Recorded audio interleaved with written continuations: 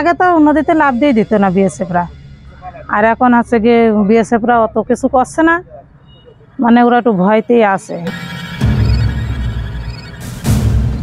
আর বছর পানিতে লাভ দিয়ে দিত না, আর বছর ঝামেলা হয়েছে, এখন কোনো ঝুট ঝামেলাই নেই, এখন গোসল করতে দেয় পানি। স্বাধীনতার পর থেকে সীমান্তে বাংলাদেশের অভ্যন্তরে থাকা কোদলা নদীতে মাছ ধরতে কিংবা গোসল করতে গেলে বাধা দিত ভারতীয় সীমান্তরক্ষী বাহিনী। এ নিয়ে দুদেশের নাগরিক ও বিএসএফের মধ্যে একাধিকবার বাকবিতণ্ডাও হয়েছে। বিষয়টি বিজিবির মহেশপুর 58 ব্যাটালিয়নের নজরে আসলে খোঁজখবর নিতে থাকেন তারা। এরপর বিজিবি প্রথমে বিভিন্ন নথিপত্র, স্থানীয় প্রশাসন ও 1961 সালে প্রণয়ন করা মানচিত্র থেকে নদীটির প্রকৃত অবস্থান অনুসন্ধান করে নিশ্চিত হন কোদলা নদীর 4.8 কিলোমিটার বাংলাদেশের ভিতরে পড়েছে। বিষয়টি নিশ্চিত হওয়ার পর দখলের বিষয়ে বিএসএফের কাছে প্রতিবাদ জানায় বিজিবি। পরে মহেশপুর 58 বিজিবির সদস্যরা সাহসিকতা ও পেশাদারিত্বের সঙ্গে কোদলা নদীর প্রায় 5 কিলোমিটার নিজেদের দখলে আনতে সক্ষম হন।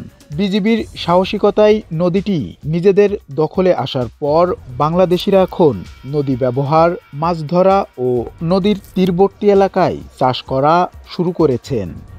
মাটিতলা সীমান্তে যে কোদলা নদী আমরা বলি, এই কোদলা নদী ভারতের দখলে ছিল। বর্তমানে এটা বাংলাদেশের বিজেপির তৎপরতায় এখন আমাদের দখলে আছে। আমরা এখানে এখন চাষাবাদ করি, মাছ চাষ করি, সম্পূর্ণ এখন আমাদের দখলে। বর্তমান সময়ে আমরা বিজিবি তৎপরতায় এবং এলাকাবাসী মিলে আমরা সুন্দর পরিবেশে চাষাবাদ করতে পারছি এবং আমাদের যেসব সুযোগ সুবিধা এবং স্বাধীনতা ছিল সেটা সুন্দরভাবে আমরা প্রয়োগ করতে পারছি। আর বছর পানিতে লাভ দিয়ে দিত না, আর বছর ঝামেলা হয়েছে, এখন কোনো ঝুট ঝামেলাই নেই, এখন গোসল করতে দেয় পানি। এর আগে তো মাছ ধরে দিত না, এখন তো দেখ মাছ ধরতে দেয়। একদিন আমার গুলি করে যাচ্ছে, তার মানে আমি এটা পুরো বাবুয়ে বসলাম, বসে বলছি যে আই গুলি করতে দেয়, পাবলিকে জুতো খুলে চলে আসতে পারি এপারে। গতবারের চেয়ে কিন্তু আমাদের এখন নদীটা খুবই ভালো। গতবার আমরা চাষ করতে পারিনি, কিন্তু এবার কিন্তু আমরা চাষ করতে পারছি।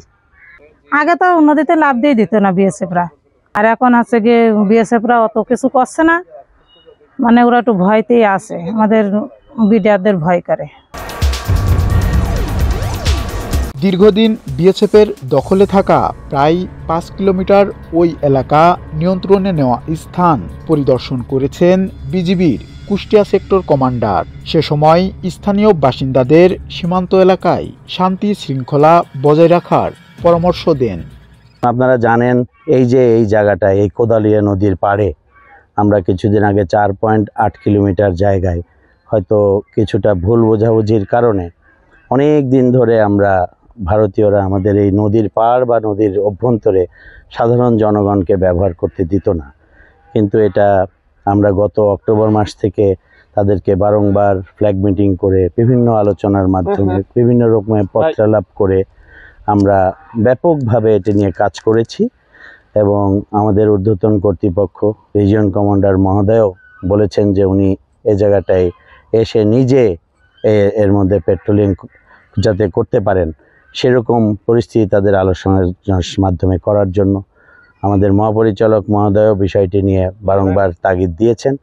তো সব কিছু মিলিয়ে এখন বর্তমানে এখানে এলাকার লোকজন জায়গাটি স্বাচ্ছন্দ্যে ব্যবহার করতে পারছে, তারা চাষাবাদ করতে পারছে এবং যেটি একটু তাদের যে দাবি ছিল, তারা যে দাবি বলে এতদিন ধরে শূন্য রেখা একেবারে নদীর আমাদের প্রান্তেই বিবেচনা করত, সেটি আমাদের এখানে যে নদীর ধারে রেফারেন্স পিলার আছে তার মাধ্যমে আমরা আপাত দৃষ্টিতে নদীর মাঝামাঝি বা নদীর অপর প্রান্তের কাছাকাছি পর্যন্ত যাবে বলে যেটা দাবি করেছি, সেটির জন্য তারা ইতিমধ্যে আমাদেরকে পত্র দিয়েছে একটি জয়েন্ট সার্ভে করার জন্য।